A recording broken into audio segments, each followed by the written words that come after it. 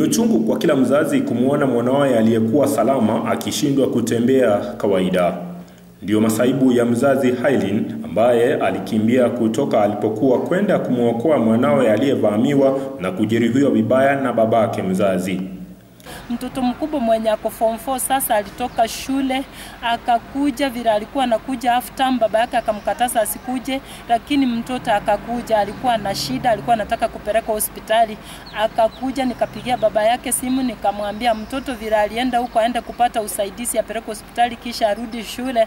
Baba yake alimthreaten akamwambia utoka hapo nitakufanyia kitu kibaya, nitakupiga. Akanipigia simu akaniambia piga simu saa hii, ona mtoto wako mahali yako umchukue. Kulingana na mtoto huyu ambaye ni mwanafunzi, alisafiri nyumbani na ruhusa ya nusu muhula ili kusema na wazazi wake kuhusu shida alizokuwa nazo.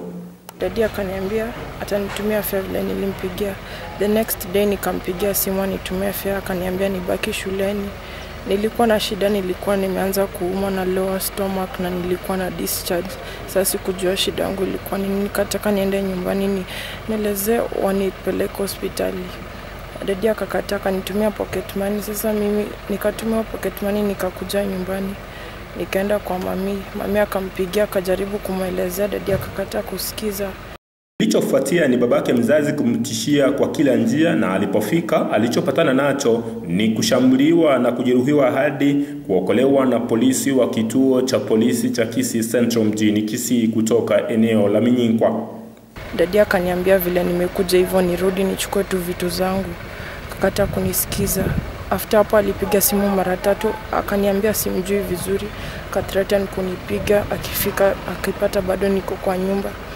Nikakaa juu siku hata na fare ya kutoka. Akakuja kwa nyumba kitu kama saa 3. Akaniita akaniuliza Kenya aliniambia nifanye, nikamwambia siku hata na fare na mimi sikuona reason yenye alikuwa ananifukuzia. Akachukua akaanza kunipiga makofi, akanikika hadi chini, alinikanyaga hapa hivi kwa mgongo. Akatoa belt akaanza kunichapa nayo.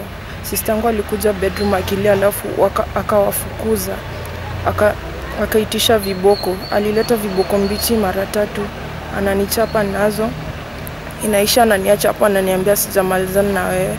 Alikuwa anatuma viboko, step mamangu na watoto wanaleta viboko, akanichapa, kaniachanisha hapo chini, alafu akaleta simu, akadial namba ya mami, akaniambia niambie mami atumie pikipiki nikujie. Mamake mzazi anahoji kuwa bwanake walitofautiana kisha akamuoa bibi ya rafiki yao wa kifamilia ambaye pia ni marehemu kwa sasa, kisha akahamisha watoto wote wake kwenda huko. Ninaomba justice, tumeteseka siku nyingi. Bwana yangu alianza kuoa akatutupa, akatufukuza na watoto. Anaishi na mwanamke mwingine. Sasa watoto wangu wanateseka, sina pesa za kulea wa watoto.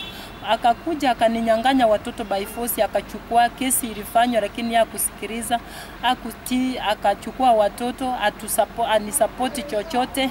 Sasa watoto wangu wanaishi kwa mama wa kambo, na mama wa kambo ako na watoto wake.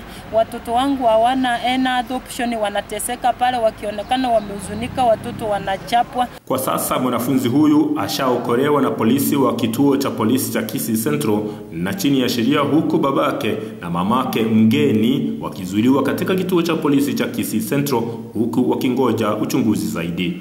Nikiripotia Tawala TV, jina langu ni Gilbert Kobi.